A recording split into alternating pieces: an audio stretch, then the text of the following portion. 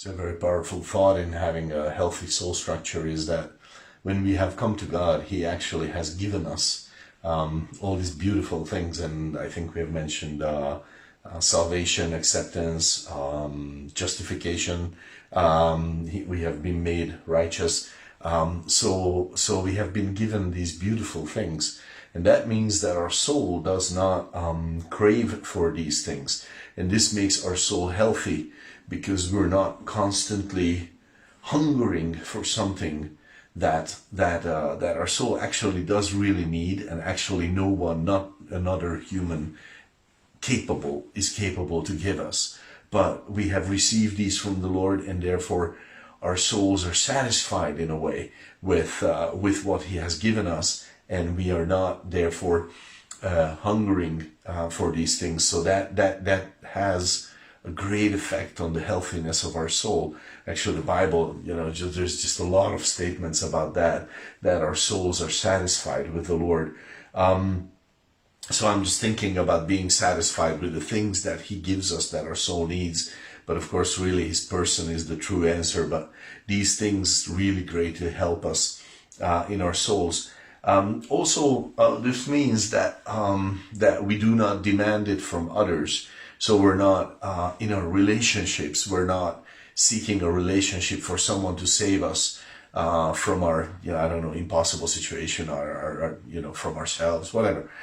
We don't get married for the other person to save us from ourselves or something of the sort, because we have already been saved by the Lord from ourselves and our sin and so much. And so we're not demanding it of others. We're not demanding righteousness from others. We're not demanding for them to say, "Oh yeah, you're right, you're correct," and I don't know, your boss isn't, or your child isn't, or your parent isn't, or your wife or husband isn't. We're not looking for a club to be accepted and finally to be, to hear the words, "You're welcome here, and you're needed here, and you're necessary, you're important here." We're not looking for those things, because we received these things. We had received these things from the Lord already when we got saved. And this is why it's so important to draw near the Lord. This is why it's so important to seek the Lord. This is why it's so important to go to His Word, because these things, we understand them and we receive them in our hearts, and there is a confirmation of it to us by the Spirit. So this is a very powerful thought. And just to give one Bible verse at least, is Matthew 15:14. So the disciples actually, they are looking and they're coming to Jesus. They're seeing what's happening, and they're coming to Jesus and saying, "Lord, do you not know that what you had said offended the Pharisees? They are starting to reject you, Lord. This is getting serious. Be more careful with what you say." Okay, they didn't say that. I'm just adding that part. But Jesus says something very important. So Matthew 15:14, He says, "Leave them alone.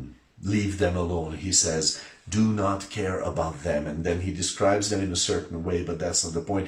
Jesus is saying to His disciples, the acceptance of the Pharisees, the high priests, the Sadducees, the powerful people in society, that is not so interesting to us, because we are accepted by the Father. The Father delights in me, and He delights in you, because you are mine, and you're in me, and this union is something that delights the Father, and that's what matters. And you are accepted in me, in the Beloved. And Ephesians 1:6 once again, and it's like, this is like very powerful, because that means we do not, like Jesus is saying to them, do not hunt for acceptance from that group. They're not interesting. They don't matter. And this is the beauty and also the scandal of Christianity, isn't it? The beauty when you're inside, because you say, "Look, guys, you can just spit on me all you want, but that doesn't change the fact that I'm loved, I'm accepted, I'm cared for, I have an awesome purpose." And this is the beauty of it from the inside. But then from the outside, this is the scandal, because it's like, "You're so proud. You don't care about what we think. How dare you not care about what we think?" It's like, and we'll kill you for it because you're evil. That's what the Pharisees said. And that's what so many religious people had said to Christians over the ages. That's what so many powerful people said to Christians over the ages, dictators, kings, all kinds of people. And you know, because it's a scandal to be this way, but also it is a healthy soul. God bless you.